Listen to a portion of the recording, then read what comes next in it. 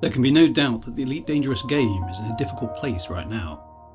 However, we know that Frontier developments are aware of the problems and are attempting to fix them. If I were in their shoes, what would I suggest? These are my thoughts.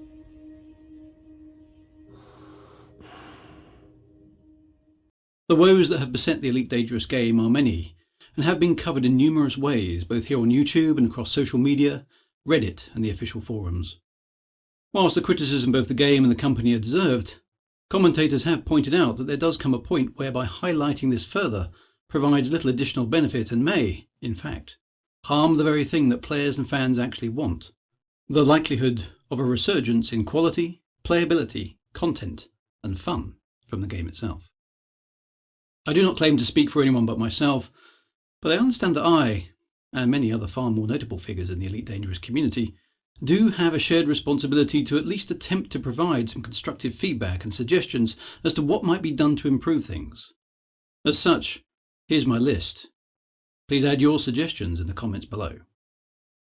1. Short-term triage of critical issues and bugs. 2. Planned dates for Horizon Odyssey integration and console launch. 3. A real roadmap that players can discuss and submit feedback on. 4. A laser focus on fun rather than grindy gameplay mechanics. 5. Revisiting communication channels and acknowledging criticism. And 6. Engaging with player expertise and knowledge.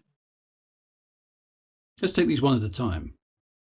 Short-term triage of known issues and bugs. Certainly from my perspective, it seems clear that Frontier are now very much aware of the issues with the game and have at least begun to deal with them. Their published priorities have, thus far, only dealt with the immediate issues. This can be rightly described as triage.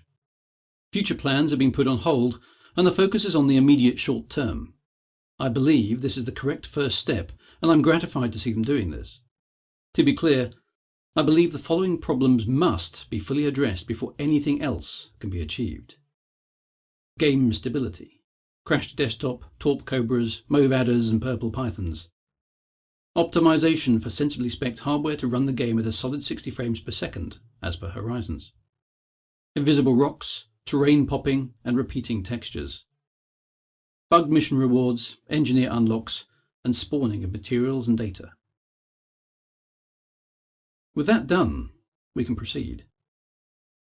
Planned dates for Horizon Odyssey integration and console launch. Whilst the reasons for maintaining these separations are understood from a technical perspective, the fracturing of the player base has had major repercussions which, it seems based on their responses, Frontier were almost oblivious of. Major community-led initiatives such as Distant Worlds 3 have been put on indefinite hold as a result, and since much of the success and sustainability of the game is based around its community, the lack of this major event in the community schedule should be ringing alarm bells in Frontier. Community events have engaged the gaming press in far more positive ways than most of Frontier's own communication, and their indifference to the sudden lack of any major planned community events needs to change. The easiest way to encourage the community events back is to confirm, as soon as possible, when the player base will be reunited on a single game once more. If it were possible, we'd also ask for cross-play capability between PC, Xbox and PlayStation, as many other games have achieved, but for now, we'll settle for a plan which shows when Frontier expects to unify all existing players on the fixed Odyssey platform. At least that would allow community event organisers to start putting their own plans together and re-energise their own groups. Without this, their own numbers will continue to drift away as well. Personally, the in-game events I wish to run depend exactly on this requirement. We need dates, and we need them as soon as possible. A real roadmap that players can discuss and submit feedback on. Thus far, the roadmaps that Frontier developments have published do not merit the title.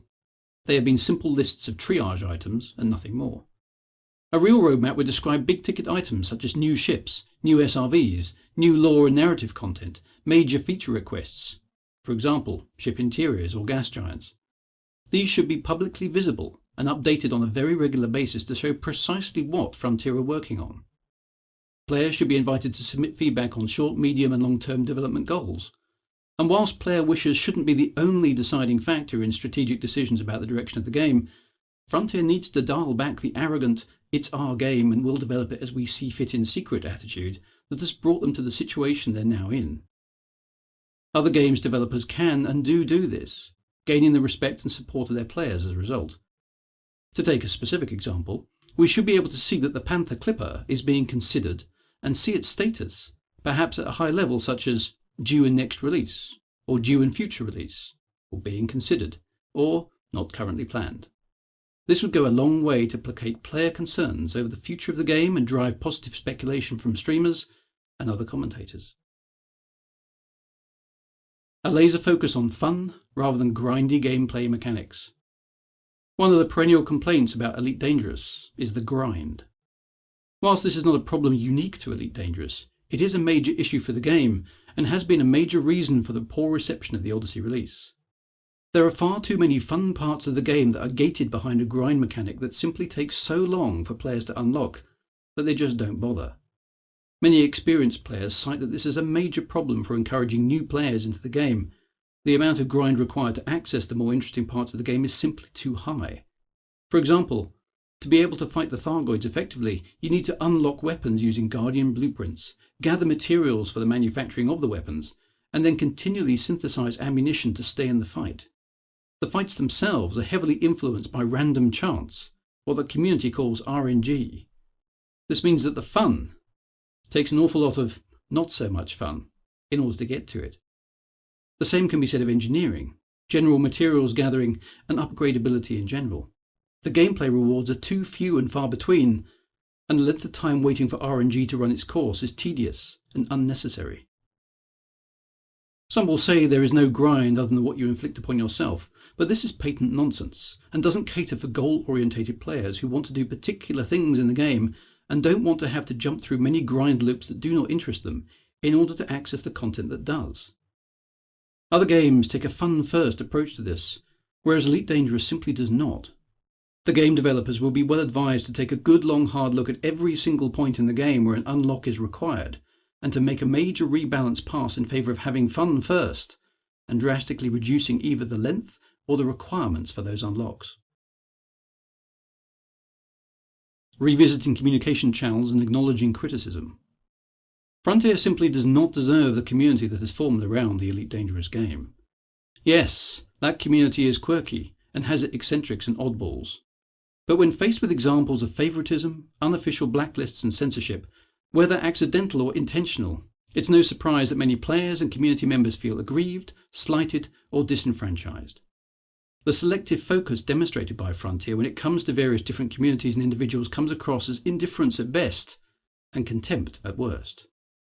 Frontier needs to be clearly seen to be embracing criticism of their approach and not simply ignoring it, hoping it will go away. And whilst there's no excuse for harassment from players, and it's understandable for a company with a family-friendly ethos to not want to be associated with content that is profane, it is not acceptable for Frontier to ignore articulate and well-intentioned criticism. If Frontier live streams are being inundated with negative feedback and downvotes, they're doing something wrong and need to alter their approach. Doing the same thing over and over again will not solve the problem. Frontier needs to get much better at this to ensure that Elite Dangerous avoids the major flaws it's run into with the release of Odyssey, the vast majority of which were pointed out by the aforementioned and critical fans prior to launch. Frontier needs to understand that criticism is a valuable asset when it comes from fans of their games. Embrace it and don't ignore it. Engaging with player expertise and knowledge. It's very clear that there are many players and streamers who know the Elite Dangerous game far better than any of Frontier's externally visible staff currently do. This is amply demonstrated in every single Frontier live stream. There is a wealth of experience in AX Thargoid conflict, BGS manipulation, combat, trade, exploration, ship outfitting, community event organisation, lore and narrative that far exceeds anything available in-house after 7 years of game evolution. A catalogue of strategic errors leading to the lack of integration in gameplay, semi-abandoned features and dead-end implementations could have potentially been avoided by making judicious use of player expertise over the years. Once again, tone down the arrogant "we know best." I can only speak of myself in this regard, but the offer to help without need for financial compensation remains open as it has been for years, and I'm sure many other community members feel the same. We're here. Use our expertise. Ask us to do things for you. Engage with us. Design and promote community and in-game events with us. Understand that your players love your game, the universe it is in, and the potential it demonstrates. We really, truly, deeply want it to succeed and be better than it is. We want to see those 400 billion stars filled with action, adventure, and memorable player-to-player interaction and noteworthy in-game events. We can only do so much from outside with no assistance from Frontier. And Frontier demonstrably needs our help right now to turn this around. David Braben has said, "We all have the same goal and we will get there together."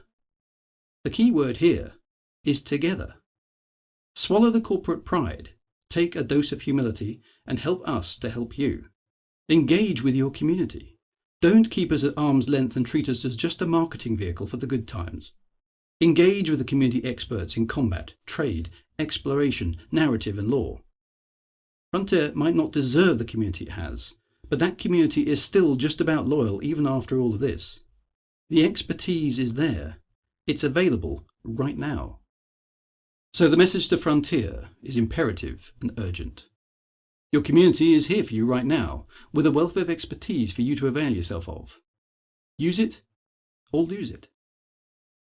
I'd be interested in any thoughts the wider community has on this. What can we do to help turn this around? Do you no longer care? Do you think that we should just leave Frontier to get on with it and hope for the best? Regardless, ride on, Commanders. An 07.